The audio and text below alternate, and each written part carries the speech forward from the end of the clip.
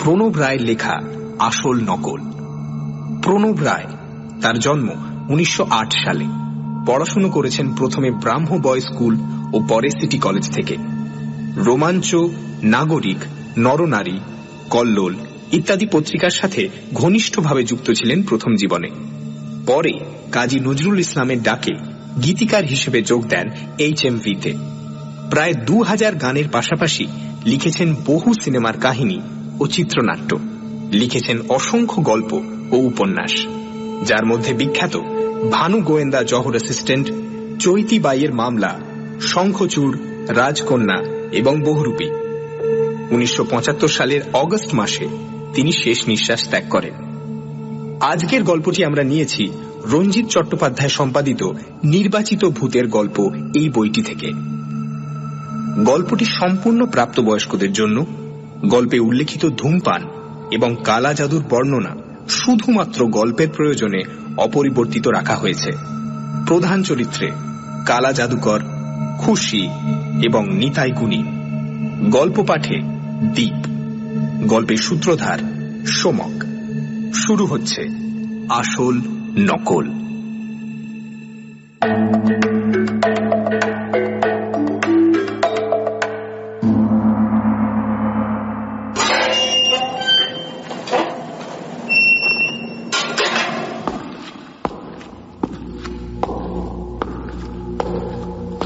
মহকুমা জেলের এক নিভৃত সেলে বসে এই কাহিনী শুনেছিলাম। বলেছিল একজন দ্বীপান্তরের আসামি, তারই জীবন কথা। লোকটার বয়স হবে 35, শুকনো দোহারা দেহ, বেশ লম্বা, কি এক অদৃশ্য বোঝার ভারে একটু ঝুঁকে পড়া। গাঢ় তামাটে রঙের মুখের রেখায় রেখায় ঠেকে যাওয়া আর ঠকে যাওয়া জীবনের প্রচুর ইতিহাস লেখা। আমি ফৌজদারি আদালতের আইনজীবী। ক্রিমিনাল কেসে নাম আছে অল্প বিস্তর। লোকটা তার জানা একজনকে দিয়ে আমাকে ডেকে পাঠিয়েছিল। মামলার আগে নয়, রায় বেরোবার পর। তার মামলার বিশদ খবর আমি রাখিনি, তবে শুনেছিলাম এমন বিচিত্র কেস এ মহকুমায় আর একটিও আসেনি। মনে মনে একটু কৌতূহল ছিল, তাই জেলের মধ্যে গিয়ে দেখা করলাম। লোকটা ইতল্লাটের নয়, কি জাত তাও জানি না। পরনে জীর্ণ কালো রঙের চুড়িদার পাজামা আর কালো ওয়েস্টকোট, মাথায় ঝাঁকড়া চুল আর মুখে গোঁপদাড়ি। হাত পায়ের পেশিগুলো গোটা গোটা শক্ত। সবচেয়ে অদ্ভুত তার চোখ দুটো, থেকে থেকে মশালের মতো দপ করে জ্বলে উঠে নিভে যায়। আর সেই চোখে মাঝে মাঝে স্থির দৃষ্টিতে চেয়ে থাকে, কিন্তু কিছুই দেখে না যেন, অথবা অশরীরী কিছু লক্ষ্য করে। সেই সময় লোকটার দিকে তাকালে গা ছমছম করে ওঠে। তার সেলের সামনে গিয়ে যখন দাঁড়ালাম, হাতে পায়ে ডান্ডা বেড়ি ঝমঝম আওয়াজ করতে করতে সে তখন ছোট্ট সেলটার মধ্যেই অশান্তভাবে ঘুরে বেড়াচ্ছে। জেলার বলল, তোমার ব্যারিস্টার বাবু এসেছেন। লোকটা মশাল জ্বালা চোখে আমার দিকে এক দৃষ্টে তাকিয়ে রইল কিছুক্ষণ, তারপর হেসে সহজভাবে বলল, ভেতরে আসুন কর্তা। জেলার সেল খুলে দিল।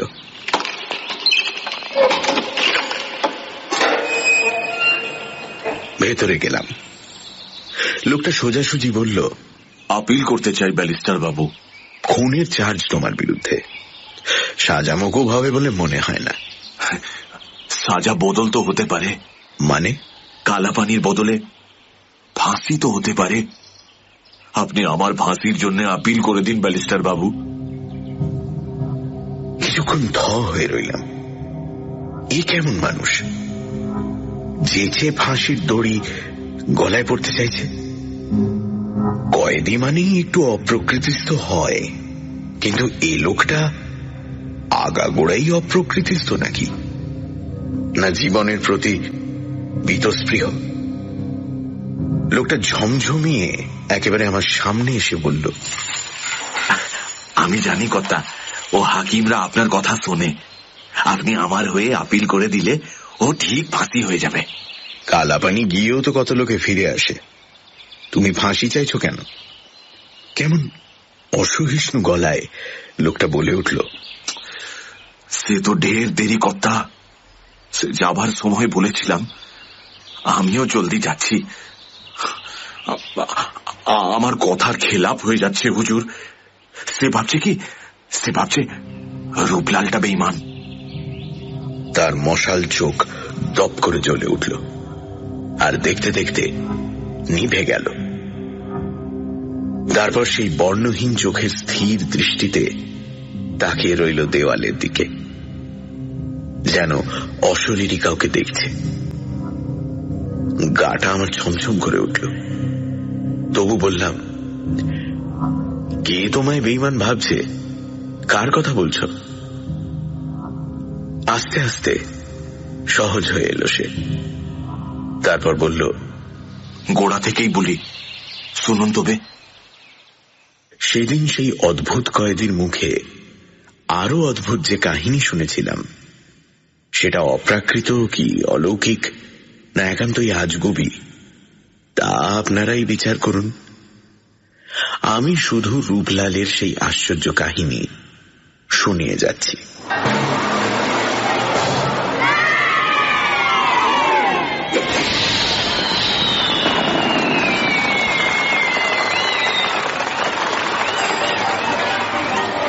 পছিয়ার মাঠে ছোট ছোট তাঁবু পড়েছে। প্রতি বছর শীতের শুরুতে নানান জায়গা থেকে বেদের দল এই গায়ে এসে আস্তানা পাতে।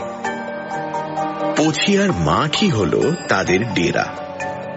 মেলা বসে, বেদের দল বাজির খেলা দেখায়, লোকের হাতের রেখা বিচার করে, আর বেদেনীরা রঙিন পুঁতির মালা আর কুলো ডালা বিক্রি করে।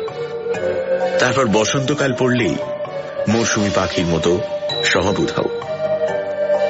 পছিয়ার মাঠে এবছর এসেছে এক আজব দল। পায়ে হেঁটে নয়, 7টা মোষের গাড়ি বোঝাই করে।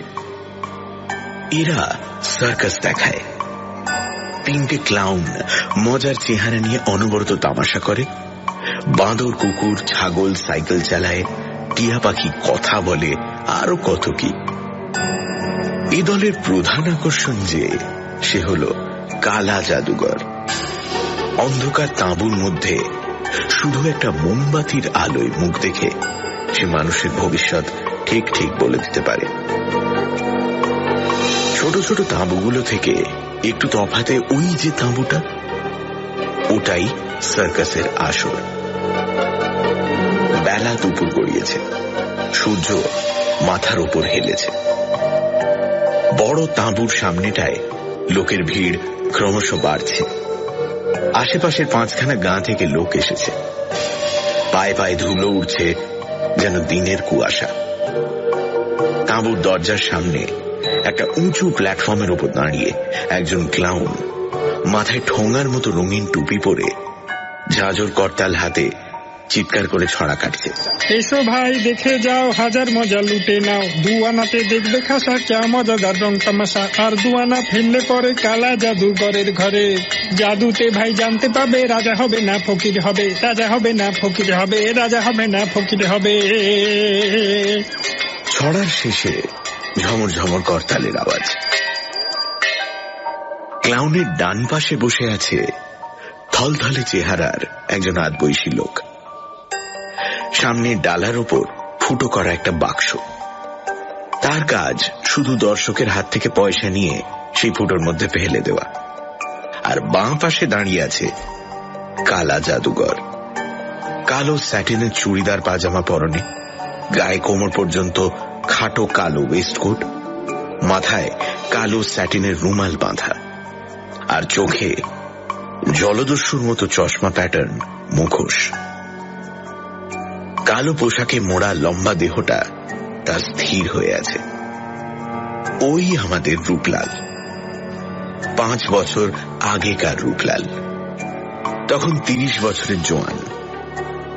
উৎসুক দৃষ্টিতে রূপলাল তাকিয়ে আছে ভিড়ের দিকে। গাঁয়ের দেহাতি লোকদের ভিড় তাঁবুতে আগে ঢোকার জন্য ঠেলাঠেলি করছে। রূপলালের উৎসুক চঞ্চল দৃষ্টি স্থির হয়ে গেল এক জায়গায়। হ্যাঁ, আজও এসেছে ওরা। বুড়োর হাত ধরে সেই মেয়েটি ভিড়ের পেছনে দাঁড়িয়ে আছে। আজ নিয়ে ওরা 3 দিন এলো, অথচ তাঁবুর ভেতরে পা দেয়নি একদিনও। বুড়োকে দেখলে গরিব চাষি বলেই মনে হয়। মাথার চুলগুলো একেবারে সাদা, কিন্তু মেয়েটা যেন টাটকা মৌসুমি ফুল। বছর 17-18 বেশি বয়স হবে না। নতুন কচি পাতার মতো শ্যামলা রং, ঢলঢলে মুখ, চুল বাঁধেনি। মেঠো হাওয়ায় বারবার মুখে এসে পড়ছে। বুড়োটা তো তাকিয়ে আছে রূপলালের দিকেই, কিন্তু মেয়েটা কেন তাকাচ্ছে না? কেন সে অপলক চোখে একটা বাদাম গাছের দিকে তাকিয়ে রয়েছে? ভিড় আস্তে আস্তে পাতলা হয়ে এলো। বড় তাঁবুর ভেতরটা প্রায় ভর্তি। খেলা এক্ষুনি শুরু হবে। আসর জমানোর জন্য ক্লাউন ভেতরে চলে গেছে বাক্স নিয়ে সেই থলথলে চেহারার লোকটিও। প্ল্যাটফর্মের ওপর একা রূপলাল। রূপলালের খেলা শেষের দিকে। মেয়েটির হাত ধরে এগিয়ে এলো বুড়ো। রূপলাল আর যেচেই বলল, খেলা দেখবে নাকি? বুড়ো ঘাড় নেড়ে বলল, না। মেয়েটার দিকে তাকিয়ে রূপলাল বলল, আরে পয়সা লাগবে না, দেখোগে যাও। কিন্তু এত বড় প্রলোভনেও মেয়েটা চঞ্চল হলো না। একটু বিষণ্ণ হাসি হেসে বুড়ো বলল, না জাদুকর, খেলা দেখবার লগে আমি আসি নাই। আমার দরকার তোমার সাথে একটু নিরিবিলি চাই। নিরিবিলি? তাহলে সন্ধ্যের পর আমার তাঁবুতে এসো। মেয়েটা কেমন যেন ভয় পেয়ে বুড়োর হাত চেপে ধরে বলল, না না, রেতের বেলা পচিয়ার মাঠে দানরা আসে। আচ্ছা তবে থাক, আমি যাব। ঘর কোথায় তোমার? উত্তর দিল বুড়ো, ওই শালতলিতে। খুশিদের ঘর বললে দেখিয়ে দিবে। খুশি কে? এই যে আমার মেয়ে। ঠিক যাবে তো কথা। চলে গেল মেয়েকে নিয়ে বুড়ো। আশ্চর্য, এতক্ষণ তাকিয়ে রইল মেয়েটা রূপলালের দিকে, কিন্তু কোনো ভাবেরই ছায়া পড়ল না তার চোখে। মেয়েটির দেহে যৌবন এসেছে, কিন্তু মনের বয়স কি হয়নি? যাকে বলে পুরোদস্তুর বেদে রূপলাল হলো তাই। বাপ মা কে, কোথাকার লোক জানে না। জ্ঞান হওয়া থেকে ঘুরছে বেদের দলের সঙ্গে, বড় হয়ে উঠেছে তাদেরই আওতায়। এ দল থেকে ও দল, এ গ্রাম থেকে ও গ্রাম। ছোটবেলায় দড়ির ব্যালেন্স শিখেছিল। সরু দড়ির উপর দাঁড়িয়ে কসরত দেখাতো মেলায়, 18 বছর বয়স অবধি। তারপর ভিড়ে গেল এক নেপালি বৌদ্ধ তান্ত্রিকের সঙ্গে, পাক্কা 6 বছর। এই 6টা বছর রূপলালের জীবনে সবচেয়ে বিচিত্র অধ্যায়। তার জীবনের মোড় ঘুরে গেল এই 6 বছরে। নেপালি তান্ত্রিক ছিল জ্যোতির্বিদ, আর জ্যোতির্বিদ্যায় পারদর্শী। শুধু মুখ আর কপালের গঠন দেখে লোকের ভূত ভবিষ্যৎ আশ্চর্যভাবে গণনা করতে পারত, আর কথা কইত মৃত আত্মাদের সঙ্গে, বিশেষ করে যাদের মৃত্যু হয়েছে অপঘাতে, সেই সব নিম্ন স্তরের প্রেতাত্মাদের সঙ্গে। এহেন তান্ত্রিকের অনুগত চেলা হয়ে রূপলাল গুরুর সঙ্গে চলে গেল তিব্বতের মঠে। 5.5 বছর বাদে যখন আবার ফিরে এলো বেদের দলে, তখন সেই দুর্লভ বিদ্যা তার সম্পূর্ণ আয়ত্ত হয়ে গেছে। সে শিখেছে প্রেতাত্মাদের আবাহন করতে, আর তাদের সাহায্যে জীবিত মানুষের ভবিষ্যৎ জেনে নিতে। এখন থেকে রূপলালের রূপ হলো অন্য, পেশা হলো ভিন্ন। মিশমিশে কালো স্যাটিনের আঁটো সাঁটো পোশাকে সেজে সে যখন অন্ধকার স্টেজে এসে দাঁড়ায়, হলদে মোমের আলোয় তাকে দেখে দর্শকের গায়ে কাঁটা দিয়ে ওঠে। সেই থেকে তার নাম হলো কালা জাদুঘর। সন্ধ্যের পর নিজের তাঁবুতে বসে একটু জিরিয়ে রূপলাল বেরিয়ে পড়ল শালতলির উদ্দেশ্যে। জায়গাটা পচিয়ার মাঠ থেকে মাইলটাকের মধ্যে। খুশিদের বাড়িটা জিজ্ঞেস করতেই পাওয়া গেল। বাড়ি বলতে খান দুয়েক মেটে ঘর আর উঠোন। রূপলাল তার কালো পোশাক পরে আসেনি, তাই বুড়ো প্রথমে চিনতে পারল না। তারপর ডেকে বসালো ঘরের মধ্যে, ডেকে আনলো খুশিকে পাশের ঘর থেকে। বলল, এই এর লগেই তোমায় কষ্ট দেওয়া জাদুকর। মেয়েটার কপালে কি লেখা আছে ভালো করে দেখে বলে দাও। আচ্ছা, এই ব্যাপার। তা কাল তোমার মেয়েকে তাঁবুর মধ্যে নিয়ে গেলেই তো পারতে। সাদা মাথা নেড়ে বুড়ো বলল, না জাদুঘর, ওখানে ভয় খুশি ভড়কে যেত। তুমি ঘরেই দেখে দাও, তোমার পাওনা আমি ডবল দেব। ঘরের কোণে কাঠের পিল সুজে একটা প্রদীপ জ্বলছিল।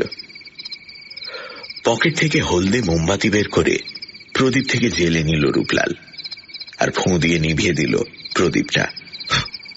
তারপর এসে বসল খুশির মুখোমুখি। হলদে মোমের আলো খুশির মুখের উপর ফেলতেই চমকে উঠল রূপলাল। ডাগর ডাগর দুই চোখের তারায় মনই নেই, আলোহীন ভাষাহীন বোবা দুই চোখ। খুশি তাহলে অন্ধ? এতক্ষণে বুঝল রূপলাল। সার্কাসের তাঁবুর সামনে তার দিকে তাকিয়েও ওই চোখ দুটো কেন তার সঙ্গে কথা বলেনি। রূপলাল প্রশ্ন করল, খুশির চোখ এমন হয়েছে কতদিন থেকে মোড়ল? হে জন্ম থেকেই। তাই তো পোড়া কপালির কপালে লেখনটা জানতে চাইছি কর্তা। হাতখান দেখা খুশি।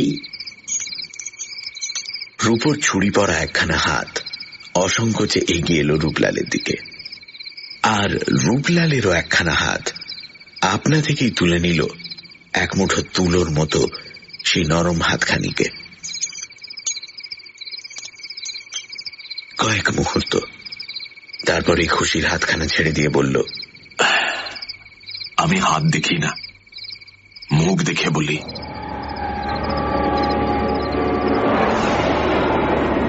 মশাল জ্বলা দুই চোখের দৃষ্টি খুশির মুখের উপর কেন্দ্রীভূত করে রূপলাল চেয়ে রইল, আরো স্পষ্ট দুর্বোধ্য ভাষায় তন্ত্রের মন্ত্র আওড়াতে লাগল।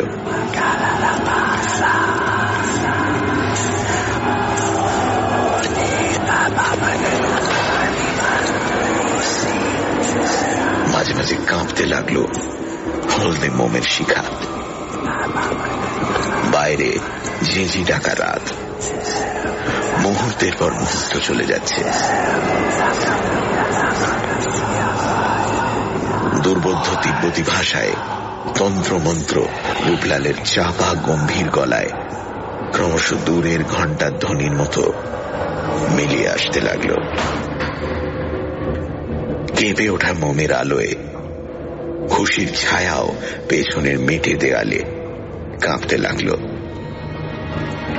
আর তার মনে হতে লাগলো ঘরের আবছা অন্ধকারে ছায়া ছায়া মূর্তি ধরে কারা যেন নড়ে চড়ে বেড়াচ্ছে, ফিস ফিস করে কথা বলছে।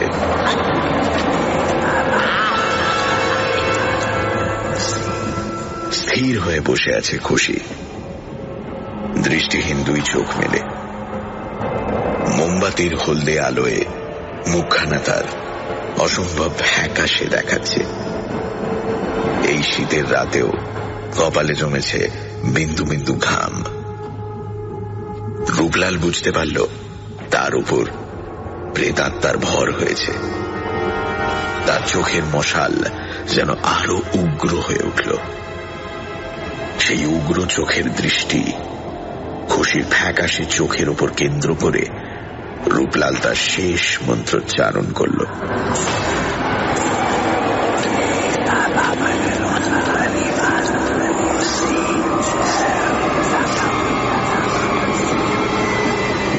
বুড়ো দেখতে পেল না, কিন্তু রূপলাল স্পষ্ট দেখল খুশির মুখখানা শুকনো পাতার মতো ক্রমশ কালো হয়ে আসছে। মাথার উপর চক্কর দিচ্ছে একটা বাদুড়। আশেপাশে কিলবিল করছে বিষধর সাপ।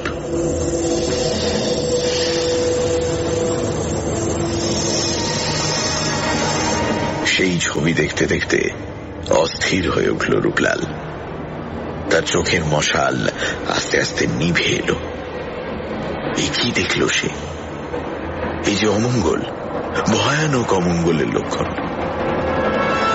সে তো স্বপ্নেও ভাবতে পারেনি যে খুশির মতো সুন্দর, সরল, পবিত্র মেয়ের ভবিষ্যৎ জীবনে এমন বিশ্রী অমঙ্গল, এমন মর্মান্তিক দুঃখ লুকিয়ে উৎপেতে আছে। অস্থির হয়ে রূপলাল পকেট থেকে ধূপের মতো একটা পদার্থ বার করে জ্বালিয়ে দিল। সুগন্ধি ধোঁয়া কুণ্ডলি পাকিয়ে উঠতে লাগল। সেই ধোঁয়ায় অশরীরী প্রেতাত্মার দল ঘর থেকে একে একে বিদায় নিল।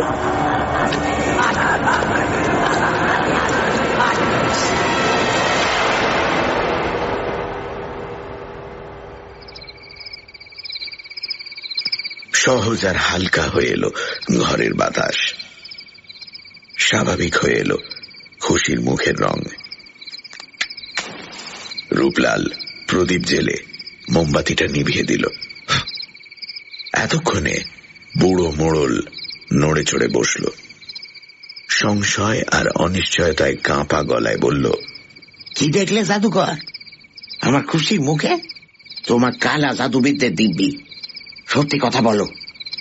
কিন্তু সত্যি কথাটা রূপলাল বলতে পারেনি। বলতে শুধু মুখেই বাঁধেনি, মনেও বেঁধেছিল। বলেছিল সে উল্টো কথা। হাসি মুখেই রূপলাল বলেছিল, ভালোই দেখলাম মোড়ল, মেয়ে তোমার সুখী হবে, খুব সুখী হবে। দুঃখের আঁচড়টি ওর গায়ে লাগবে না। যদি যদি কি? খুশির ঢলঢলে মুখের দিকে তাকালো রূপলাল। টিকলো নাকের রূপোর নাকছাবি চিকচিক করছে। দেখতে পায় না, তবু বোবা চোখ মেলে তাকিয়ে আছে রূপলালেরই দিকে। বড় মায়া, বড় মমতা হলো রূপলালের।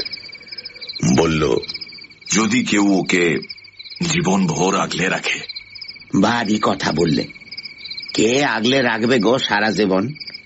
কানি মেয়েকে কে নেবে? নেবে বই কি, সময় হলে ঠিক নেবে, আদর করে নেবে। সত্যি বলছো জাদুকর?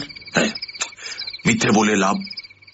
বুড়োর মুখখানা জল জল করে উঠল, আর অকারণে আঁচল দিয়ে মুখখানা ঘষে ঘষে লাল করে তুলল না লাল মুখখানার রং মোছবার চেষ্টা করতে লাগলো, একমাত্র খুশিই জানে। যাবার সময় বুড়ো ট্যাঙ্ক থেকে একটা গোটা টাকাই বার করে দিল। হেসে ফিরিয়ে দিয়ে রূপলাল বলল, এখন থাক, আমার পাওনা আমি চেঁচেই নেব। খুশি, চলি। হ্যাঁ, ছোট্ট জবাব এলো, এসো জাদুকর। উঠোন অব্দি এগিয়ে দিল খুশি। যাবার আগে রূপলাল বলল, আমাকে তোমার ভয় লাগে না খুশি? আমি ভূত নামাই, দানও নামাই। তখন থেকে আর ভয় লাগে না। কখন থেকে? একটু চুপ করে থেকে আবছা গলায় খুশি বলল, সেই যখন তুমি আমার হাত ধরলে। ভারী মিষ্টি আওয়াজ খুশির। সেই আওয়াজের মিঠে রেশ কানে নিয়ে রূপলাল চলে গেল। Sunday suspense. শুধুমাত্র রেডিও মির্চি 98.3 FM এ ইটস হট। গল্পের পরবর্তী অংশ ব্রেকের পর।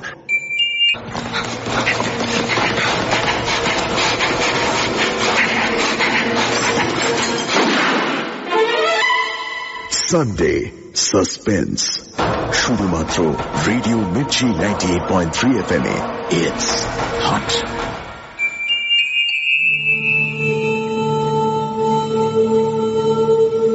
সানডে সাসপেন্সে আজ প্রণব রায়ের লেখা আসল নকল। সার্কাসের কালা জাদুকরের কাছে একদিন এক বৃদ্ধ আসেন তার অন্ধ মেয়ে খুশিকে নিয়ে। তিনি চান জাদুকর তার মেয়ের ভবিষ্যৎ বলে দিক। কালা জাদুর বিদ্যায় খুশির ভবিষ্যৎ দেখতে পায় জাদুকর। দেখে খুশির ভবিষ্যতে ভয়ানক অমঙ্গলের লক্ষণ। তারপর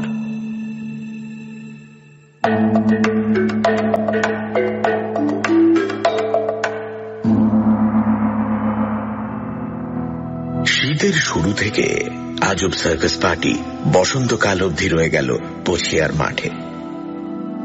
বড় তাঁবুতে লোকের ভিড় আর কমে না। সেই থলথলে চেহারার লোকটির বাক্স থেকে পয়সা প্রায় উপচে পড়ছে। রূপলাল রোজ বিকেলে তাঁবুতে কালা জাদুর খেল দেখায়, আর সন্ধেবেলা গুটি গুটি হাজির হয় শালতলিতে, কোনদিন বা সকালবেলাতে। খুশির হাত ধরে বেরিয়ে নিয়ে আসে ঝমুকি নদীর ধার অবধি। কোন কারণে এক আধ দিন যেতে না পারলে পরের দিন খুশি চুপ মেরে যায়। 3 বার না ডাকলে সাড়া মেলে না। কি হলো তোমার? অমন গুম হয়ে আছো কেন? আসতে পারিনি বলে ও রাগ গোসা হয়েছে নাকি? আস্তে আস্তে খুশি বলে, রাগ নয় জাদুকর, ভয়। কিসের ভয়? হ্যাঁ, তা জানি না, থেকে থেকে মনে হয় কারা যেন চুপি সারে ঘুরছে আমার পাশে। তাদের নিঃশ্বাসের হাওয়া গায়ে লাগে, জানো জাদুকর। রূপলাল জানে তার গরুর দেওয়া তান্ত্রিক বিদ্যার দৌলতে সে বোঝে কোন অমঙ্গল, কোন অকল্যাণের ছায়া থেকে থেকে খুশির গায়ে বিষ নিঃশ্বাস ফেলে যায়। এক মুহূর্তের জন্য থমথমে হয়ে ওঠে রূপলালের মুখ। বুক ভরে যায় বড় মায়ায়, বড় মমতায়। পরক্ষণেই হেসে খুশির হাত ধরে বলে, এবার ভয় লাগছে? খুশির ঢলঢলে শ্যামলা মুখখানি নিশ্চিন্ত নির্ভরতায় প্রসন্ন হয়ে ওঠে। ঝিকিমিকি করে ঠোঁটের কোণে হাসি। বলে, না জাদুকর, তুমি কাছে থাকলে, তুমি ছুঁয়ে থাকলে আর ভয় করে না। একটু চুপ করে থেকে রূপলাল বলে, তবে তো মুশকিল হলো খুশি। আমি তো বেদে মানুষ, হুট করে দোলের সঙ্গে কবে ভেসে পড়বো কে জানে। তখন কি হবে? হ্যাঁ? উত্তরে খুশি রূপলালের হাতটা জোরে চেপে ধরে। প্রশ্নটা রূপলাল যেন খুশিকে করে না, করে নিজেকেই, কিন্তু উত্তর আর মেলে না। তারপর ফাল্গুনের শেষে চৈত্রের গোড়ায় পছিয়ার মাঠ থেকে তাঁবু তোলা শুরু হয়। 7-7টা মোষের গাড়ি বোঝাই হয়ে ধুলোয় ধুলোয় পছিয়ার মাঠ অন্ধকার করে আবার চলতে শুরু করে। সে গাড়িতে সবাই ছিল, ছিল না শুধু রূপলাল। রূপলাল রয়ে গেল সেই শালতলিতেই। বুড়ো মোড়ল প্রথমে বিশ্বাস করতে চায়নি। জন্ম কানি মেয়েকে কেউ জেনে শুনে বিয়ে করতে চায় নাকি? কিন্তু রূপলাল যখন নাছোড়, তখন আনন্দে কেঁদে ফেলল বুড়ো। বলল, তুমি আমায় বাঁচালে জাদুকর। আমার আর কদিন বলো, পোড়া কপালির ভাবনায় রেতে আমার ঘুম ছিল না। মরতে সুখ ছিল না। অবাক হয়ে গেল শালতলির লোকেরা।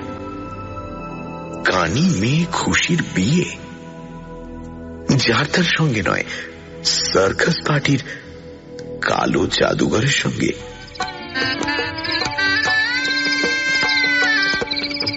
বাসর রাতে খুশি চুপি চুপি বলল, আমার লেগে তুমি এ কি করলে জাদুকর? এখনো তুমি আমায় জাদুঘর বলেই ডাকবে? তুমি জাদুকরই তো, সেই প্রথম দিন থেকে আমায় শুদ্ধ জাদু করে চলেছ। রূপলাল পরম আদরে রূপর নাকছাবি পরা টিকলো নাকটি নেড়ে দিল। তারপরের বছরই বুড়ো মোড়ল মারা গেল। বেদেও ঘর বাঁধল। সে ঘর 2-10 দিনের নয়, চিরদিনের। জীবনটা যে এমন ভাবে হঠাৎ মোড় ঘুরে যাবে, রূপলাল কি তা জানত? রূপলাল কি ভেবেছিল ত্রিসংসারে যার কেউ নেই, এই শালতলিতে তার সবচেয়ে আপনজন জুটে যাবে? আর খুশিও কি কোনোদিন স্বপ্ন দেখেছিল সারাটা জীবন তাকে কেউ আগলে রাখবে? শালতলির বসন্তকাল কখন যে দুটি মন রাঙিয়ে দিল তা কেউ জানে না। রূপলাল খুশিও জানে না। খুশির মন থেকে ভয়ের ছায়া ধুয়ে মুছে গেছে, আর রূপলালও ভুলে গেছে খুশির অশুভ ভবিষ্যতের ইঙ্গিত। ঠিক এই সময়ে নিতাইয়ের সঙ্গে দেখা। ঝুমকির ধারে বসেছিল ওরা, একেবারে পাড় ঘেঁষে একটা বাবলা গাছের তলায়। বেলা তখন ঢলছে। ওপারের হিজল বনের আড়াল থেকে কে যেন মুঠো মুঠো সোনার আবির ছুঁড়ে এপারের সাথে হোলি খেলছে। রূপলাল আর খুশি যেন জেগে জেগে স্বপ্ন দেখছিল। স্বপ্নটা ভেঙে গেল একটা মিঠো গলার সুরেলা আওয়াজে। আওয়াজটা দূর থেকেই আসছে। রূপলাল তাকিয়ে দেখল ডিঙি বেয়ে একটা মানুষ এপারের দিকে আসছে, আর গলা ছেড়ে গান ধরেছে। কি জ্বালা হায় রে কি জ্বালা, গলাতে জড়িয়ে গেল বন ফুলের মালা, হায় রে কি জ্বালা। ডিঙিটা কাছাকাছি আসতে রূপলাল দেখল পাতলা পানা একটা ছোকরা ডিঙি বাইছে। বয়সে তার চেয়ে 2-4 বছরের ছোটই হবে। নিকষ কালো চেহারা, মুখখানা যেন পোটোর হাতে গড়া। ঝাঁকড়া বাবরি চুলগুলো হাওয়ায় উঠছে। হালকা গেরুয়া রঙের খাটো ধুতি সরু মাজায় আঁট করে বাঁধা, গায়ে সেই রঙেরই ফতুয়া। একটা আশাওড়া ঝোপের পাশে ডিঙিখানা বাঁধল সে। তারপর বাবলা তলায় চোখ পড়তেই গানটা তার থেমে গেল। শুধু গান থেমে গেল না, লোকটার নড়াচড়া, এমনকি নিঃশ্বাসটুকুও যেন থেমে গেল। খুশি হঠাৎই চঞ্চল হয়ে বলে উঠল, চলো ঘরে যাই। কেন বলতে কি? কে যেন প্যাট প্যাট করে তাকিয়ে আছে। অবাক হয়ে গেল রূপলাল অন্ধ খুশির কথা শুনে। সত্যি তো, লোকটা এদিকেই তাকিয়ে আছে। পথে ঘাটে তাকায় তো কতজন, কই খুশি তো টের পায় না। আজ টের পেল কেন? আর ওকে যে টের পাওয়ালো সে লোকটাই বা কে? খুশি রূপলালের হাতে নাড়া দিয়ে বলল, ওঠো ওঠো। কিন্তু ওরা উঠে যাওয়ার আগেই ডিঙির লোকটা একেবারে কাছাকাছি এগিয়ে এসেছে। হাসি মুখে বলল, আরে কালা জাদুকর না? রূপলাল জবাব দেওয়ার আগেই লোকটা নিজেই ঘাড় নেড়ে বলল, চিনতে আমার ভুল হয়নি। গেল শীতে বাদামতলার মেলায় দেখেছিলাম, আমি নিতাই গুণিন। গুণিন? রূপলালের মনে হলো গুণিন না হয়ে কবিয়াল হলেই নিতাইকে মানাতো ভালো। চোখ দুটো তার সদাই হাসছে। রূপলাল বলল, কিসের গুণিন? তা বলতে পারেন, সাপে কাটলে আমি ঝাড়ফুঁক করি, বাতের ব্যথা আরাম করি, বাঁজা মেয়ে ছেলেকে ওষুধ দিই, আর কোনো কাজ না থাকলে ঝুমুর গেয়ে বেড়াই। গলা খুলে হেসে উঠল নিতাই। নিতাইয়ের চোখ দুটো শুধু হাসে না, সে নিজেও এমন হাসে যে বোঝা যায় মানুষটা দিলদরিয়া, একটু খ্যাপাটেও বটে। মজা লাগলো রূপলালের। হাসি থামিয়ে নিতাই জিজ্ঞেস করল, সঙ্গে উঠি কে ওস্তাদ? আমার পরিবার। মোড়ল বুড়োর মেয়ে খুশি না? তা বেশ, তা বেশ। গলা ছেড়ে আবার হেসে উঠল নিতাই। রূপলালের হাতে টান দিয়ে অসহিষ্ণু গলায় খুশি বলল, কি হলো, ঘরে চলো। তা বলছি, ঘর কোথায় ওস্তাদ? শালতলিতে? নিতাই প্রশ্ন করল। কিন্তু শালতলিতে তোমায় তো আগে দেখিনি। খুশিকে চেনো নাকি? তা চিনি বই কি ওস্তাদ, হাসিকেও চিনি, খুশিকেও চিনি, জীবনটাই যে হাসি খুশির মেলা গো। হাতে আবার টান পড়তেই রূপলাল দেখল উল্টো পথে খুশি দুপা এগিয়ে গেছে। পিছু নিল সে। বাবলাতলায় দাঁড়িয়ে নিতাই চেয়ে রইল সেই দিকে। তারপর আচমকা গলা ছেড়ে গান ধরল, সই কেন এমন হয়েছে মন উচাটন, বুঝিল বশীকরণ জানে চিকন কালা, হলো এ কি জ্বালা, হায় রে এ কি জ্বালা। Downloaded from bengali-mp3.com. Keep visit to us for various Bengali audio stories. Thank you.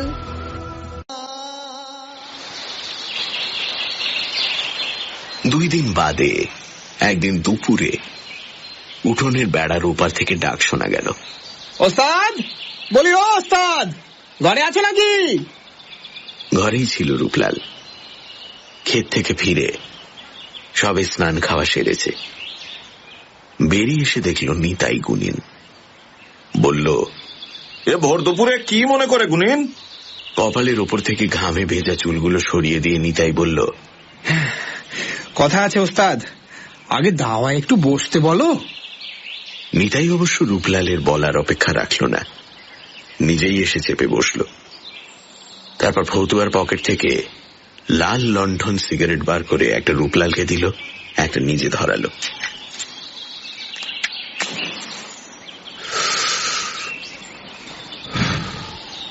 কিছুক্ষণ ধোঁয়া ছেড়ে তারপর আসার কারণটা বলল,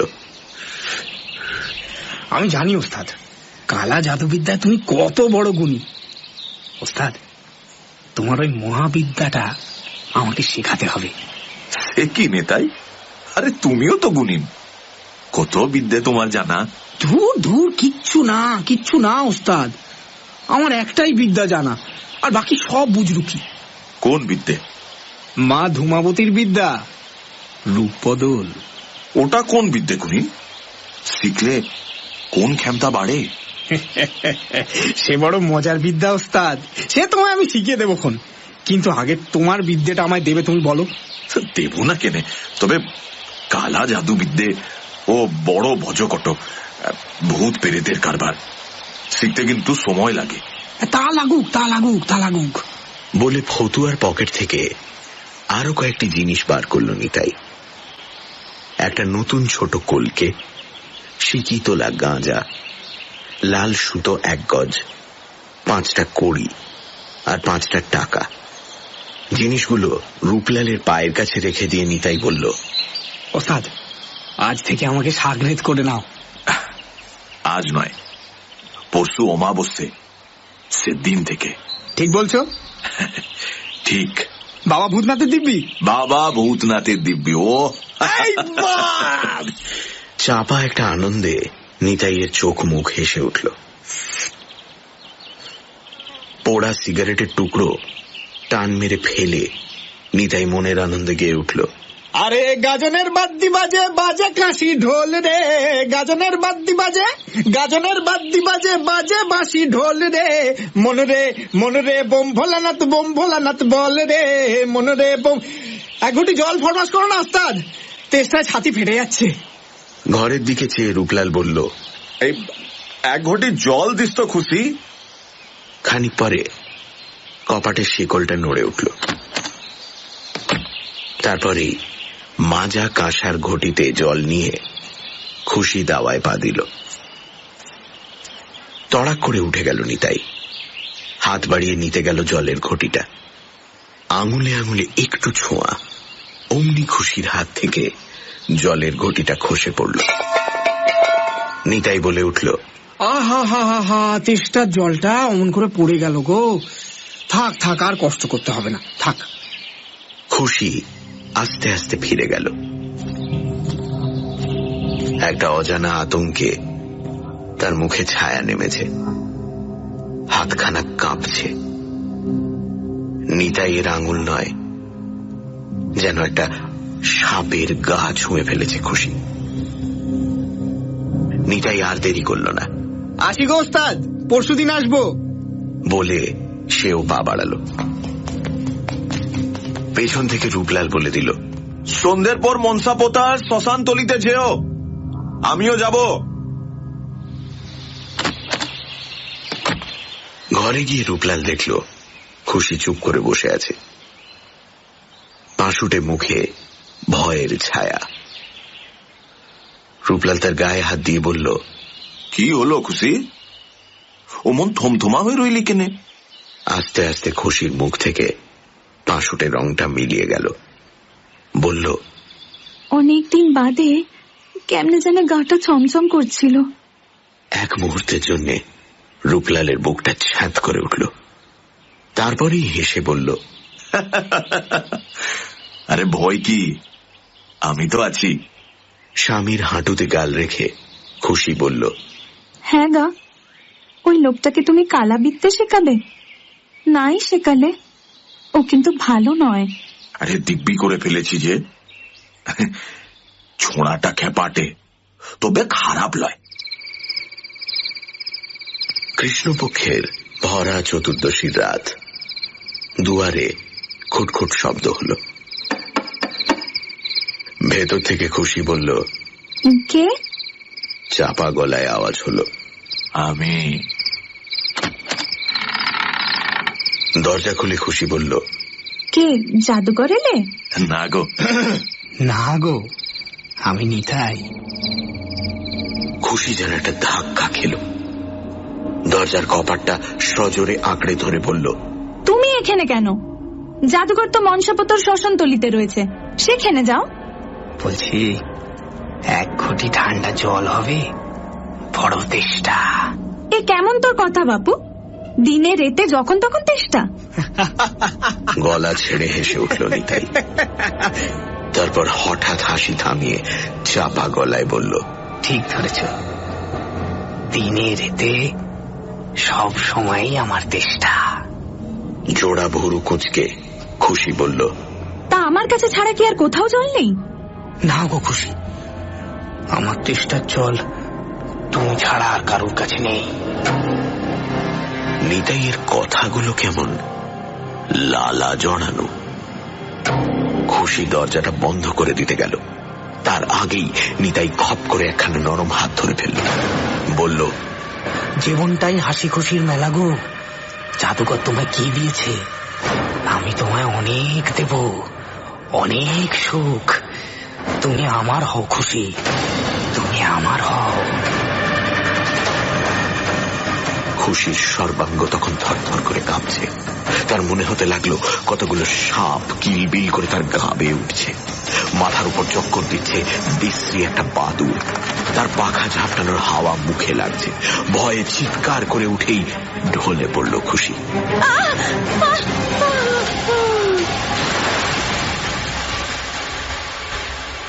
নিতাই এতটা ভাবেনি। সে আর দাঁড়ালো না, ছুটে বাইরের অন্ধকারে মিশে গেল।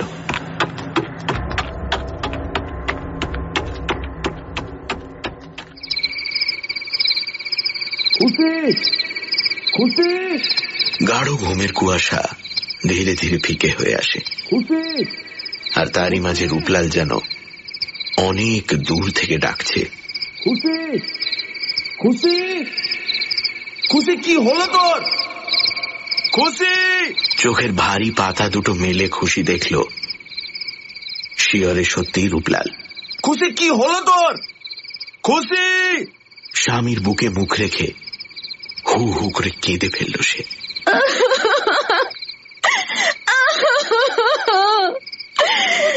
নেতাই শয়তানকে তুমি আর আসতে দিও না, কখনো না। ও আমায় গুণ করবে, ও আমায় মেরে ফেলবে গো। খুশিকে বুকে জড়িয়ে ধরে রূপলাল হ্যাঁ করল না, না করল না, গুম হয়ে বসে রইল। শুধু তার মশাল চোখ একবার দপ করে জ্বলে উঠল। নিতাইকে মানা করতে হয়নি, নিজে থেকেই সে আর আসেনি। 1.5-2 মাস কাটল, রূপলাল তবু নিশ্চিন্ত হতে পারল না। খুশি বলেছিল, ও শয়তান যখন আমার হাতখানা ধরলো তখন না শরীরটা আমার অবশ হয়ে গেল, মনে হলো তুমি আমার হাত ধরেছ। বলিস কি? হ্যাঁ গা। তারপর ও নচ্ছার যখন বললে জাদুকর তোমারে কি দিয়েছে, তখন হুঁশ হলো। আমার মন বললে এ তুমি নয়, এ নিশ্চয়ই শয়তানটা। আমার শরীরটা কাঁপতে লাগলো, আর তারপর কিচ্ছু মনে নেই। খুশির কথা শুনে মনে মনে চমকে উঠেছিল রূপলাল। নিতাই গুণিনের হাতের ছোঁয়ায় অবশ হয়ে এসেছিল খুশির সর্বাঙ্গ। মনে হয়েছিল রূপলালই তার হাত ধরেছে। তাহলে খুশিকে ঠিক অবশ নয়, বশ করেছিল নিতাই। তবে কি নিতাই গুণিন ডাকিনী মন্ত্র জানে? এত বড় গুণিন হয়েও কেন সে রূপলালের কাছে এসেছিল সে তো এখন বোঝাই যাচ্ছে। কালা জাদুবিদ্যার লোভে নয়, এসেছিল খুশি ফুলের টাটকা মধুর লোভে। নেপালি তান্ত্রিক গুরুর বিদ্যে কখনো মিথ্যে বলে না। অন্ধ খুশির জীবনে তাহলে ওই শনি, ওই নিতাই গুণিন। ছাদ করে উঠল রূপলালের বুকটা। তারপর থেকেই খুশিকে আর চোখের আড়াল করে না রূপলাল।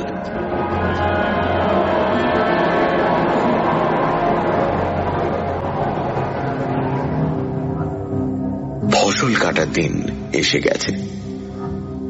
আউশের নতুন ফসল। বুড়ো মোড়লের 22 বিঘের ফসল তুলে গঞ্জে পাঠিয়ে দিয়েছে রূপলাল। এবার মহাজনের গদি থেকে আদায় আনতে যাওয়ার কাজটাই বাকি।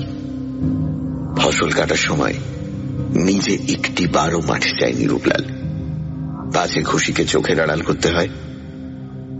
কিন্তু আদায়ের ব্যাপারে নিজে না গেলেই নয়। রূপলাল বলল, ও ভোর ভোর গঞ্জে চলে যাব আর সূর্যি ঢলবার আগেই ফিরে আসব। আরে ভাবিস নে খুশি, সুদামাকে রেখে যাচ্ছি তো। গঞ্জে চলে গেল রূপলাল। কিন্তু যতই তাড়াহুড়ো করুক, ফিরতে ফিরতে সূর্য ঢলে পড়ল। ছোট ছোট কিউটের বাচ্চার মতো কুণ্ডুলি পাকানো ছোট ছোট কালো মেঘ সাঁঝের আকাশে জড়ো হতে লাগল।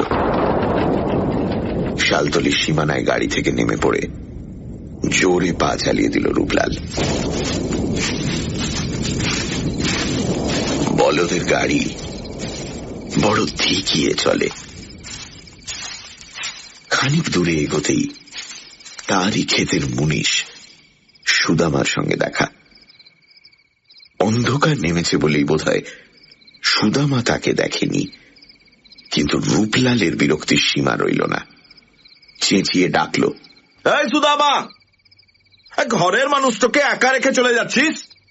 বারে সুদামা যেন একটু ঘাবড়ে গেল, বলল, হাই দেখো, তুমি ঘরে ঢুকলে তাই তো আমি চলে এলাম কর্তা। রূপলালের মুখটা হাঁ হয়ে গেল, বলল, আমি ঘরে ঢুকলাম? ঢুকলে না? এই তো কতক্ষণ আগে ঢুকলে তো, নিজের চোখে প্রত্যক্ষ করলুম। মাথার উপর গুড়গুড় করে মেঘ ডেকে উঠল, গুড়গুড় করে উঠল রূপলালের বুক। আর কোনো কথা না বলেই সে ছুটল ঘরের অভিমুখে। তার সঙ্গে পাল্লা দিয়ে বাতাসও হঠাৎ ছুটতে লাগলো হু হু করে। মাথার উপর ঘন ঘন হাঁকার দিতে লাগলো অদৃশ্য দৈত্য দানব দল। কালো কালো অসংখ্য মেঘ বাদুড়ের দল আকাশে পাখা ঝাপটাচ্ছে। তীর বেগে ছুটল রূপলাল।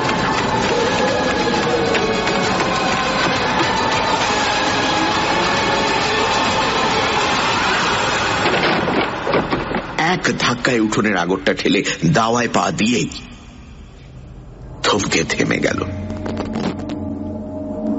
ঘরের কপাট বন্ধ, ভেতর থেকে আওয়াজ আসছে, তোমায় বাসি না তো আর কাকে বাসি গো? সত্যি সত্যি সত্যি সত্যি।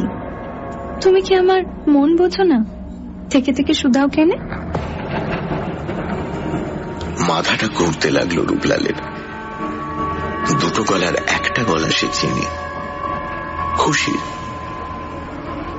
কিন্তু পুরুষের গলাটা যে তার নিজের, হুবহু তার গলার আওয়াজ, তারই বলার ভঙ্গি। কপাটের আড়ালে কে? কপাটে ধাক্কা দিতে গিয়েও হাতখানা সরিয়ে নিল রূপলাল।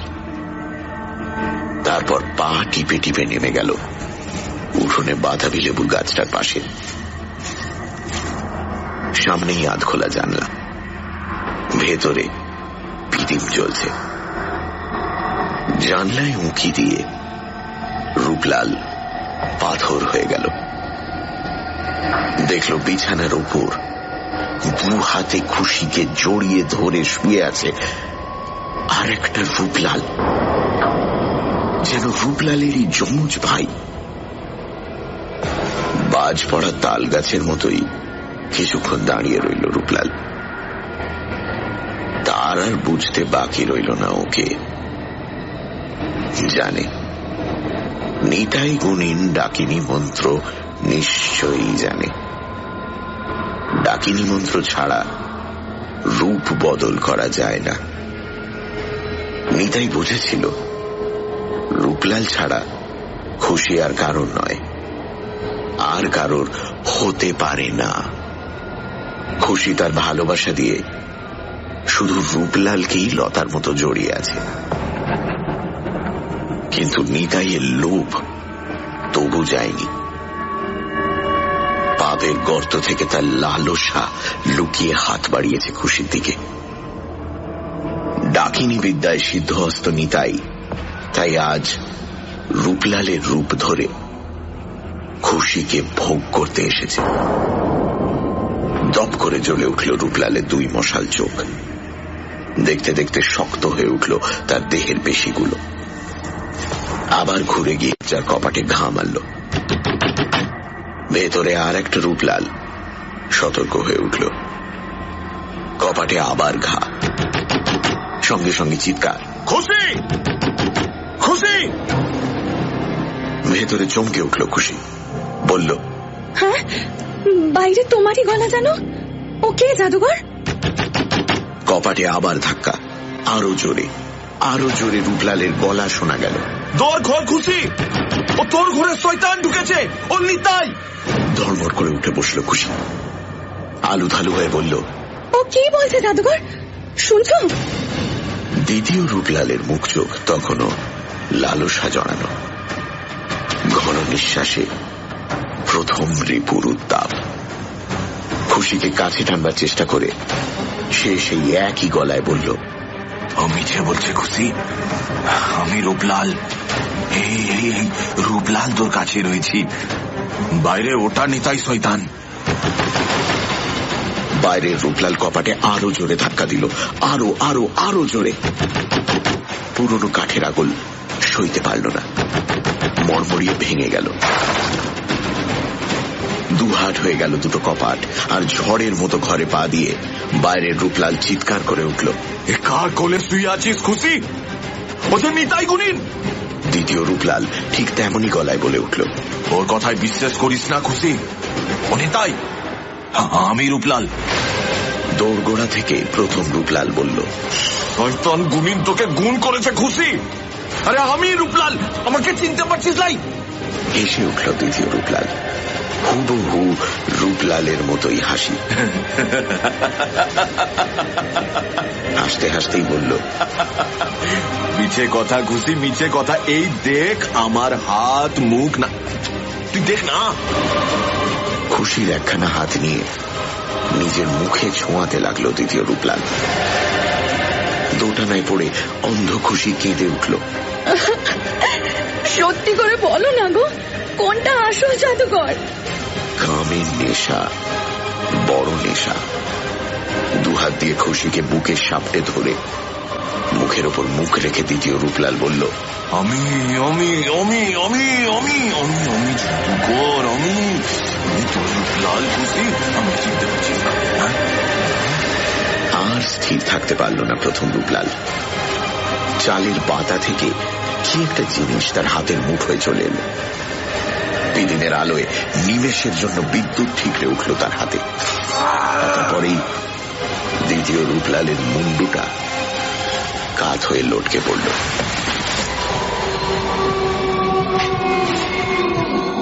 আকাশে অদৃশ্য দৈত্য দানর দল বিকট শব্দে হাঁকার দিয়ে উঠল।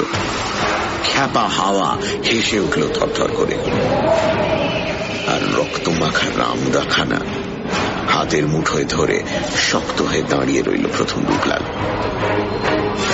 তার চোখের সামনে দ্বিতীয় রূপলালের রক্তমাখা দেহটা দেখতে দেখতে নিতাই গুণিনের চেহারা নিল।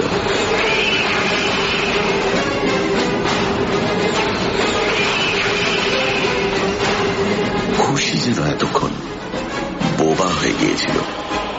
ভয়ে আতঙ্কে হঠাৎ চিৎকার করে উঠেই ঢলে পড়ল।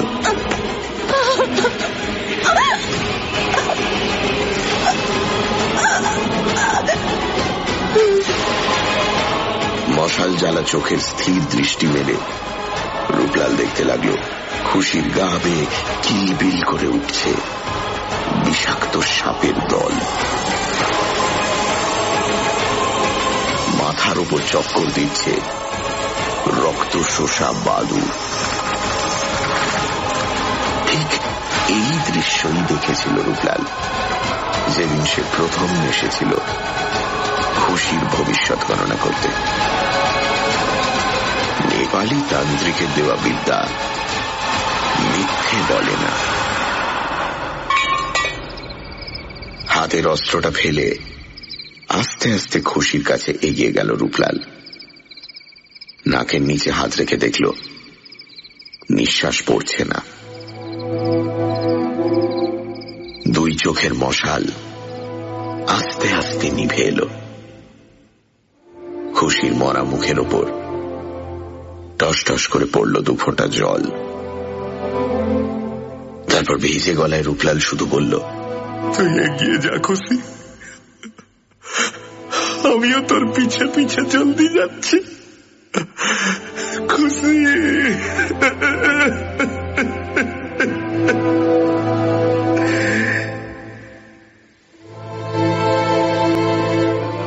পরের দিনই পুলিশে ধরা পড়েছিল রূপলাল। নিতাই গুণিনকে খুন করে সে পালায়নি, কিন্তু অনেক চেষ্টা করেও ফাঁসি হল না তার। হাতে পায়ে লোহার ডান্ডা বেড়ি পরে রূপলাল একদিন আন্দামানের জাহাজে উঠল।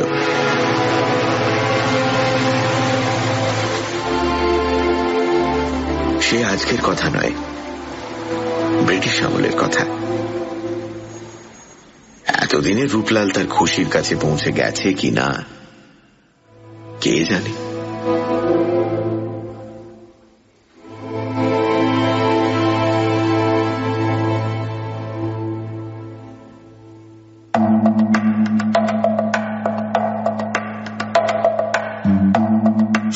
লিখেছিলেন আসল নকল।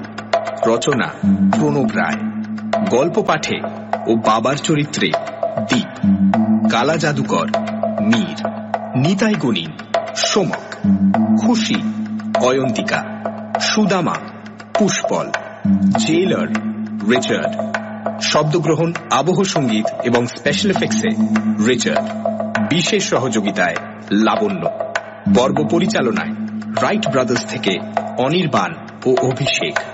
সমগ্র পরিকল্পনা ও পরিচালনায় ইন্দ্রাণী। আগামী সপ্তাহে ঠিক এই সময় আরও একটি রোমাঞ্চকর গল্প নিয়ে হাজির হবে সানডে সাসপেন্স। সানডে সাসপেন্স কেমন লাগলো জানান আমাদের। চিঠি লিখতে পারেন এই ঠিকানায়, radio Mirchi 98.3 FM, post box 777, Kolkata 17। ইমেলও করতে পারেন আমাদের নতুন email ID mirchi.bangla983@gmail.com। That's MIRCHI Mirchi BANGLA Bangla 983@gmail.com।